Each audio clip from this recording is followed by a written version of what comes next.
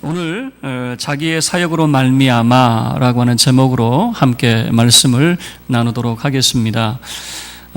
제가 군에서 이제 군종병을 했는데, 그러나 대대 군종병은 신학교를 나와야 돼요. 저는 그때는 신학을 한 상태가 아니었기 때문에 대대 군종병을 제가 얼마나 잘 섬겼는지 몰라요. 새벽 예배, 수요 예배, 주일 예배, 때로는 주보를 만들기도 하고 또 음료와 다과로서 이 군인들을 섬기는 그 일에 함께 동참을 하고 정말 제가 얼마나 열심히 했는지 몰라요. 그런데 제가 신학교에 가서 보니 신대원에 제 1년 선배인 거예요. 제 1년 선배로 학교에서 딱 만난 거예요. 얼마나 반갑습니까? 그래서 이제 또 서로 이야기를 나누다 보니 또 군에서 만난 사이니까 또 군대 이야기가 나왔겠죠. 그래서 제가 그렇게 말했어요. 제가 전도사님 군에 있을 때 참 많이 도와드렸죠. 제가 참 열심으로 섬겼잖아요. 그럼 제가 기대하는 답은 뭐냐면, 그러면요, 저 많이 도와주셨죠. 이렇게 말할 줄 알았어요. 그런데 대뜸 하는 말이 참 힘들었죠.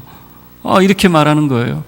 저는 참 충격이었어요. 나름으로 참 열심히 했는데 아니 왜 힘들었다고 이야기할까? 근데 그분이 저보다 계급이 아래였어요. 여러분, 군대는 계급이 깡패거든요.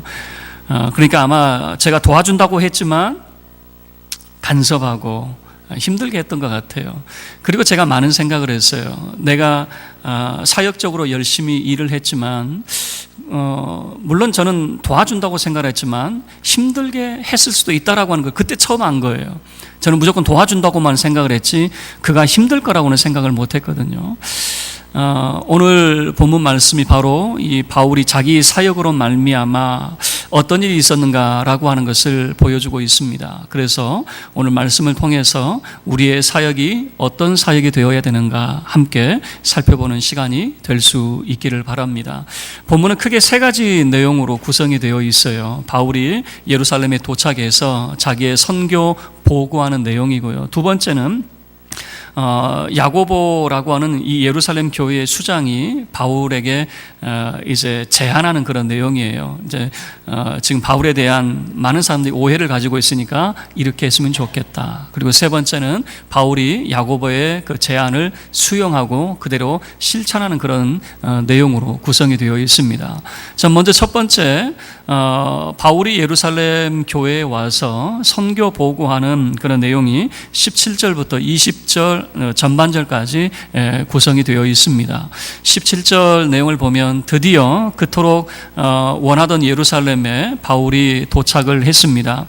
바울이 도착할 때 모든 사람들이 바울을 만류했죠. 예루살렘에 가면 안 됩니다. 예루살렘에 가면 어떤 어려움이 있을지, 지금 예루살렘은 당신이 예루살렘에 가면 결박과 환란이 당신을 기다리고 있다라고 하는 많은 사람들이 만류를 했어요. 그런데 예루살렘에 참 형제들이 그를 기꺼이 환영하는 그런 모습을 보여주고 있습니다. 참 반갑게 바울을 환영해주는 그런 모습이 소개가 되고 있는 거죠.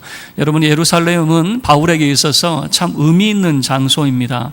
바울은 다소라고 하는 지역에서 출생을 했어요. 어린 시절은 다소에서 보냈을 거예요. 그러나 젊은 시절, 청년 시절은 예루살렘에 유학을 왔어요. 예루살렘에 유학 가서 가말리엘이라고 하는 참 유명한 사람의 문화생으로 그는 율법을 배웠습니다. 그리고 그는 바리새파 그런 사람으로서 정말 율법에 충성된 그런 사람이었죠. 이 예루살렘은 바울에게 참 청춘을 보낸 그런 장소였죠. 참 그리움의 그런 장소가 아니겠습니까? 이 예루살렘에 이제 도착해서 이제 그 다음 날, 도착하자마자 그 다음 날 그런 예루살렘 교회를 방문을 하게 됩니다. 그럴 때 그 야고보를 만나게 돼요. 야고보는 예수님의 제자가 아니에요. 예수님의 제자는 진작에 죽었어요. 이 야고보는 예수님의 동생을 의미합니다. 예수님의 동생이 초대교회의 수장으로 있었어요. 그리고 장로들이 다 모여 있는 겁니다. 바울이 온다고 하니까 교회 어르신들이 교회에 다 모여 있는 거죠. 그리고 그곳에서 바울은 자기의 선교 보고를 합니다. 매우 짤막하게 소개가 되어 있어요. 19절 말씀입니다. 우리 함께 합독하겠습니다. 19절입니다. 바울이 문안하고 하나님이 자기의 사역으로 말미암아 이방 가운데서 하신 일을 낱낱이 말하니, 바울이 이제 인사를 하고 난 다음에 자기의 선교 사역 1차, 2차, 3차에 걸쳐서 그의 선교 사역에 대해서 이제 보고를 했겠죠. 그 보고를 다 듣고 난 다음에 그 예루살렘의 그 교회 어르신들의 반응이 20절 전반절에 나타나 있습니다. 그 모든 말을 다 듣고 난 다음에 참 하나님의 은혜였다라고 하는 것을 인식하고 모두가 다 하나님께 영광을 돌리게 되었습니다. 여러분, 이 바울이 하는 그 보고 내용, 여러분 우리가 그냥 지나칠 수 있지만 매우 중요한 내용이 담겨져 있습니다. 바울이 어떤 마음으로 사역을 했었는가라고 하는 것을 잘 보여주고 있고요. 앞으로 우리가 하나님 앞에 어떤 사역자가 되어야 될까라고 하는 것을 19절 말씀이 잘 보여주고 있다라고 하는 것이에요. 바울이 사역을 보고합니다. 선교 보고합니다. 어떻게 보고하냐면 하나님이 자기의 사역으로 말미암아, 여러분 이 내용이 무슨 말이냐면 이 선교의 주체가 누구냐면 바울이 아니라는 겁니다. 지금까지 수고하고 노력해 오고 지금까지 진력해서 달려온 그 선교의 주체가 바울이 아니라는 겁니다. 그 선교의 주체는 하나님이시라는 겁니다. 하나님이 자기의 사역으로 말미암아 이방 가운데, 다시 이야기하면 바울을 통하여 하신 일, 다시 이야기하면 그 선교는 하나님이 하신 일입니다라고 하는 것을 보고하고 있더라라고 하는 거예요. 보통 우리는 이렇게 말하죠. 내가 무슨 일을 했는지, 내가 지금까지 어떤 마음으로 어떤 충성을 다했는지를 우리는 자랑하기에 급급합니다. 그러나 바울은 선교 보고에서 자기를 드러내지 않습니다. 하나님을 드러냅니다. 이 모든 일은 하나님이 하셨습니다. 그런데 나를 통하여라고 하는 거예요. 자기의 사역으로 말미암아 하나님께서 이 모든 일을 행하셨습니다라고 하는 거죠. 바울은 철저하게 자기를 감추었습니다. 그런데 여기에 또 한 가지 감추어진 부분이 있어요. 바울이 예루살렘에 온 목적은 로마서 15장에 분명하게 나타나는데, 바울이 로마서에 편지를 보낼 때에 내가 여러분에게 가고도 싶지만은 지금 당장이 아닙니다. 지금은 내가 예루살렘에 가야 됩니다. 예루살렘 왜 갑니까? 라고 물어본다면 성도를 섬기려고 갑니다. 지금 이 예루살렘에 가난한 성도들, 이 기근으로 인하여서 굶주린 사람들이 있어요. 그 예루살렘을 외면하지 못하고 바울은 거액의 연보를 이 마게도냐 지역, 이 고린도 또 빌립보 이런 지역에서 거액의 연보를 모아서, 기부금을 모아서 지금 예루살렘에 왔거든요. 바울이 예루살렘에 온 목적은 분명합니다. 굶주림 가운데 있는 예루살렘의 성도들을 섬기기 위해서 왔어요. 그런데 그 사실이 싹 사라져 있어요. 기부금을 가지고 왔다는 사실이 사라져 있는 거죠. 왜 그럴까요? 유대인들의 자존심 때문에 그랬을 것이다 생각이 돼요. 유대인들은 이런 자존심이 있었어요. 그들은 세 가지 감사를 하는데요, 그 세 가지 감사가 그들의 자존심을 잘 반영합니다. 첫 번째 감사는 내가 남자로 태어난 것을 감사해요. 그게 유대인의 감사예요. 두 번째는 내가 여자로 태어나지 않은 것을 감사해요. 여러분 오늘날 시대와 다르니까 얼마 전만 하더라도 그랬잖아요. 저 어렸을 때만 하더라도 아들 낳기 위해서 얼마나 여러분 힘쓰고 애썼습니까? 딸 낳으면 얼마나 면박을 주었습니까? 지금이야 딸 낳으면 뭐 잘했다고 그러는데 저 어렸을 때만 해도 분위기는 그런 분위기 아니었어요. 여자로 태어나지 않은 것에 대한 감사. 세 번째 감사는 뭐냐면 이방인으로 태어나지 않은 것에 감사했어요. 그냥 유대인들의 자존심이 뭐냐면 이방인이 도와주는 거 받을까요? 안 받을까요? 안 받죠. 이방인이 도와주는 것은 거절하겠죠. 그래서 그 사실이 감춰져 있는 것 같아요. 지금 이 거액의 연보는요, 이방인 교회에서 보내준 연보입니다. 대부분의 사람들은 이방 사람들로 구성되어 있는 그 교회에서. 그러니까 이 기부금은 철저히 유대인들이 보내준 것이라기보다는 이방 사람들이 보내준 것이니까 그 내용도 감추어져 있어요. 바울은 자기를 드러내려고 하는 것이 아니라 예루살렘의 그 굶주린 주민들을 돕기 위해서 왔거든요. 그래서 바울은 자기도 감출 뿐만 아니라 이 기부금에 대한 내용도 이 말씀 속에서 감춰져 있는 것이죠. 이 선교 보고가 이렇게 끝나고 두 번째 이제 야고보가 바울에게 제안하는 내용이 20절 중반절부터 25절까지 이제 소개가 되어 있습니다. 야고보는 교회 수장입니다. 많은 사람에게 존경받는 인물이에요. 야고보가 이제 바울에게 하는 이야기, 지금 예루살렘의 분위기를 잘 알고 있겠죠. 예루살렘 분위기는 바울이 온다더라, 소문 다 듣고 바울 오기만 해봐라, 가만두지 않겠다라고 하는 사람들이 얼마나 많이 있었는지 바울에 대한 수군거림이 있지 않겠습니까? 그래서 야고보도 다 알고 있는 것이죠. 그래서 야고보가 바울에게 제안을 하는 겁니다. 지금 유대인들 가운데에 예수 믿는 사람이 수만 명에 달한다. 여러분, 수만 명이라고 하는 거, 이거 엄청난 그런 숫자거든요. 바울의 그런 사역을 통해서 이방 사람들이 예수를 믿기 시작했다라고 하는 것은 우리가 알았지만은, 유대인들이, 그렇게 종교적으로 편협한 유대인들이 예수를 믿었는데 그냥 몇백 명, 몇천 명이 아니라 수만 명의 사람들이 예수를 믿고 있다라고 하는 거, 여러분, 이건 굉장히 놀라운 일이거든요. 수만 명의 유대인들이 예수를 믿어요. 그런데 예수를 믿기는 하지만 그들이 여전히 율법의 열성을 가진 사람들이에요. 이 사람들은 이 율법도 그리고 예수 그리스도도 동시에 붙들고 있는 사람들이란 말이에요. 그런데 이 사람들이 어떤 오해를 가지고 있는데, 자, 21절 말씀을 보면 그 사람들이 가지고 있는 오해에 대해서 소개를 하고 있습니다. 바울에 대한 그런 오해입니다. 어떤 오해냐면, 내가 이방에 있는 모든 유대인을 가르치되 모세를 배반하고 아들들에게 할례를 행하지 말고 또 관습을 지키지 말라 한다 함을 그들이 들었도다. 바울에 대한, 그러니까 믿는 그리스도인들도 어떤 오해를 가지고 있냐면, 바울이 모든 유대인들을 향해서 할례도 받지 마라, 율법도 지킬 필요가 없다, 그리고 우리의 조상들의 전통도 지키지 말라, 뭐 이렇게 말하고 있다라고 하는 거죠. 그러니까 율법도 무시하고 할례도 무시하고 우리 조상들의 대대로 내려오는 전통도 무시해야 된다, 이렇게 가르쳤다라고 하는 거죠. 우리는 잘 알고 있어요. 바울이 어떻게 가르쳤는지. 유대인에게 그렇게 가르친 게 아니죠. 이방 사람들에게 가르쳤던 내용들입니다. 바울은 이렇게 이야기했어요. 유대인들은 태어나면서부터 할례를 합니다. 그리고 율법을 지키고 왔어요. 이방 사람들은요, 그런 문화가 아니란 말이에요. 그런데 이방 사람들에게 할례를 행하게 만들고 또 율법을 준수하게 만들고 또 유대인들의 전통을 지키게 만들고, 바울의 입장은 그럴 필요가 있느냐 그 말이에요. 예수를 믿음으로 우리가 구원받으면 그곳으로 됐지, 왜 이방 사람들을 유대인화하려고 하느냐, 유대인처럼 되게 만들려고 하느냐, 거기에 대해서 반발을 했던 거죠. 그래서 이방 사람들에게는 할례 그리고 율법 준수 또 유대인들의 전통에 대해서 행하지 않아도 됩니다, 이렇게 가르쳤던 거 아닙니까? 그런데 마치 유대인들에게도 그렇게 가르치고 있다라고 하는 것으로 와전이 되었다라고 하는 것이죠. 그러니까 이 그리스도를 믿지 않는 유대인들뿐만 아니라 믿는 유대인들도 바울에 대한 그런 오해를 가지고 있었던 거죠.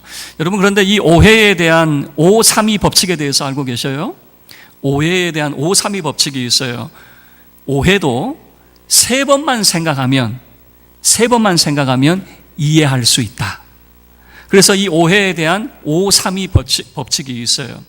우리가 다른 사람에 대해서 오해를 가지고 있어도 세 번만 생각을 하면요, 이해될 수 있는 그런 공감대를 우리가 형성할 수 있다는 거죠. 제가 이 주일학교 그 학생들을 가르칠 때에요, 한 여자아이가 사춘기도 왔지만은 굉장히 드센 아이예요. 얼마나 드센지 선생님들이 그 아이 반을 맞지 않으려고 할 정도예요. 말도 굉장히 거칠고요. 얼마나 성격이 드센지 모르요. 여학생임에도 불구하고요. 이제 그렇게 시간이 지났습니다. 그러다가 이제 여름 수련회에 이제 참석을 했어요. 저도 의외였어요. 그 아이는 안 갈 줄 알았는데 또 친구들이 간다고 하니까 같이 참여를 했던 것 같아요. 이제 그러다가 이제 속 깊은 그런 이야기를 서로 나누는 시간이 있었어요. 그러다가 이제 부모님에 대해서 이제 그 아이가 순수하게 이야기를 하더라고요. 그 부모님에 대해서 이야기를 하는데 부모님이 이혼을 했다고 이야기를 해요. 그런데 그 아이가 하나님 앞에 기도했대요. 우리 부모님이 헤어지지 않기를, 이혼하지 않기를 그렇게 기도했는데 하나님 자기 기도 안 들어주셨대요. 그리고 엄마 아빠도 자기를 생각하지 않는데요. 거기에 대한 그런 반항감들이 있었던 거죠. 그러니까 이 아이의 이야기를 듣고 난 다음에 여러분, 선생님들의 반응이 어떻게 바뀐지 아세요? 이 아이는 거친 아이, 드센 아이가 아니라 돌봐줘야 될 아이로 바뀐 거 아세요? 그 전까지는 그 아이에 대해서 너무 거칠고 드센 아이이기 때문에 거리감을 뒀었는데, 이 아이의 가정 환경을 듣고 그 속 깊은 이야기를 듣고 난 다음에는요, 선생님들이 이제는 그 아이에게 먼저 찾아갔어요. 그리고 이제는 기도해줘야 될 아이로 바뀌었지 문제로 낙인찍히지 않았어요. 오해했던 그런 부분들이 이야기를 듣고 보니 이해되는 그런 부분들이 있었던 거죠. 자, 야고보가 이제 제안하는 그런 내용인데, 많은 사람들이 너에 대해서 오해를 한다. 무슨 오해입니까? 네가 율법을 무시한다는 오해다. 그럼 어떻게 하면 되겠습니까? 네가 율법을 잘 지킨다라고 하는 것을 보여주면 되지 않겠느냐? 네가 율법을 잘 지키고 율법을 준수한다는 것을 보여주면 되는데, 그럼 어떻게 하면 되겠습니까? 지금 우리들 가운데 4명의 서원을 끝내는 사람이 있다. 서원을 끝낸 사람이 있는데, 이 사람들이 지금 결례를 지금 행하지 못하고 있다. 이 사람들을 위해서 네가 대신 비용을 대주고 이 사람들의 머리를 깎게 되면 네가 율법을 잘 지킨다라고 하는 것을 알지 않겠느냐? 여러분, 이 내용이 우리는 잘 다가오지 않는데, 자, 유대인들은 때로는 어떤 결심을 하고 하나님을 위해서 어떤 서원을 할 때 나실인의 서원을 합니다. 나실인의 서원을 하면 최소 한 달에서 한 1년 정도 가까운 시간을 서원 기간을 갖게 돼요. 그러면 그 서원 기간에 하는 것이 뭐냐면, 여러분 잘 아시는 내용이에요. 포도주나 독주 마시면 안 돼요. 그리고 머리에 삭도를 대면 안 돼요. 머리에 칼을 대면 안 돼요. 그리고 부정한 것을 만지면 안 돼요. 그래서 나실인 서원을 한 사람은요, 장례식에도 참여를 할 수가 없어요. 이제 이런 나실인의 서원을 이제 하면은 한 달에서 1년간 그 서원 기간을 거쳐요. 그러면 그걸로 끝나느냐? 그렇지 않아요. 일주일간 제사를 드려야 됩니다. 이것을 결례라고 하는 그런 의식을 드리는 거예요. 이 일주일 동안 무엇을 하냐면 번제를 드려야 되고 화목제물, 속죄제물을 드려야 돼요. 그러니까 그 일주일 기간 최소 양 3마리 그리고 소제물과 전제의 그런 제사를 드려야 된단 말이에요. 그러나 가난한 사람들이 이 양 3마리가 어디 있어요? 소제물과 전제물이 어디 있어요? 그런 게 없단 말이에요. 그러니까 소원만 끝내놓고 돈이 없어서, 비용이 없어서 결례를 기다리는 사람들이 있더라, 그 말입니다. 그래서 바울이 그 비용을 대신 대주면, 이 당시에 그런 예들이 많이 있었어요. 가난한 사람들이 그 나실인의 소원을 하고 결례를 못하게 되면은 부자들이 대신해서 그 비용을 대줍니다. 그러면 유대인들이 어떤 생각을 하냐면, 저 사람은 율법을 준수하는 중에 정말 최고다, 이렇게 인정을 해주는 거예요. 왜냐하면 가난한 사람을 도와줬을 뿐만 아니라 그 가난한 사람이 하나님을 위해서 헌신된 사람인데, 그를 위해서 비용을 지불했다? 그 사람은 덕 있는 사람이요, 정말 율법의 준수자로 인정을 받게 되거든요. 그래서 야고보가 생각할 때 그렇게 하면 되겠다, 그 말이에요.